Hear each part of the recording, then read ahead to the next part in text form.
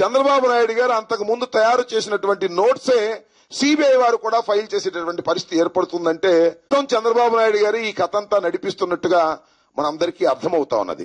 నిరూపించండి అంటే సిట్ వేస్తాం, స్టాండ్ వేస్తామని ఎవరు వేశారు?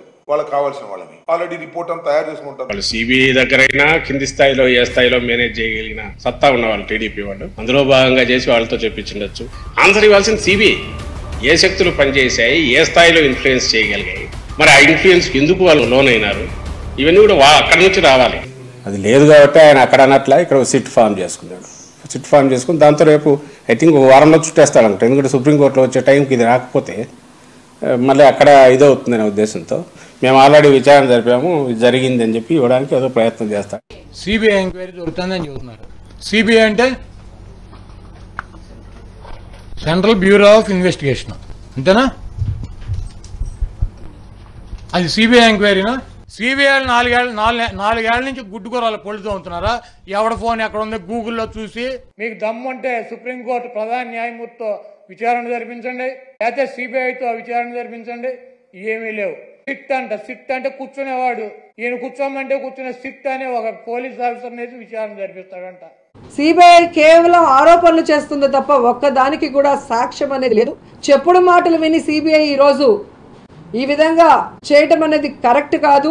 వాంటెడ్గా టార్గెట్ చేసి మానసికంగా కృంగదీయాలన్న ప్రయత్నంతో ఏ విధంగా ఆ విచారణని అంటే పచ్చ ఛానళ్ళు ఏవైతే చెప్తున్నాయో అదే విధంగా సిబిఐ కూడా విచారణ జరపడాన్ని చూస్తేనే మనకు అర్థమవుతుంది. ఈ సిట్ అనేది సిట్ అండ్ స్టాండ్ కి తప్ప దేనికి పనికిరాదనేది అర్థమైంది. అందుకే మేము మొదటి నుంచి అడిగాము, సుప్రీంకోర్టులో విచారణ జరగాలి, సిబిఐకి డైరెక్షన్ ఇచ్చి విచారిస్తే. మేము కూడా చెప్తున్నాం, చంద్రబాబు నాయుడు ఏం చెప్తే సిబిఐ అది టైప్ చేస్తుందని చెప్తున్నాం. మేము కూడా నేనేం తేడా చెప్పట్లా. చంద్రబాబు నాయుడు ఏం చెప్తే సిబిఐ అది టైప్ చేస్తుంది.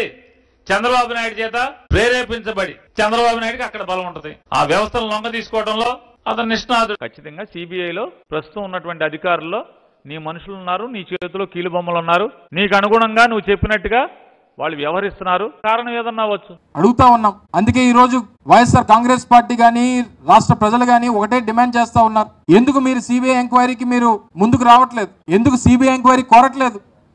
సిబిఐ ఒక వింత వాదన వినిపిస్తా ఉంది.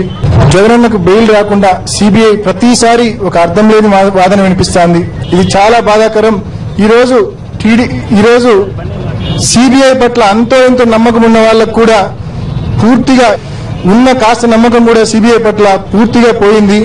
అంతే. ఒక లేఖ ప్రభుత్వం తరఫున లేఖ రాయండి, హైకోర్టుకి రాయండి, సుప్రీంకోర్టుకి రాయండి, సిబిఐకి రాయండి, మీ ఆధ్వర్యంలో కమిటీ రాయండి, ఎంక్వైరీ చేయమని రాయండి. తప్పేమో థర్డ్ పార్టీ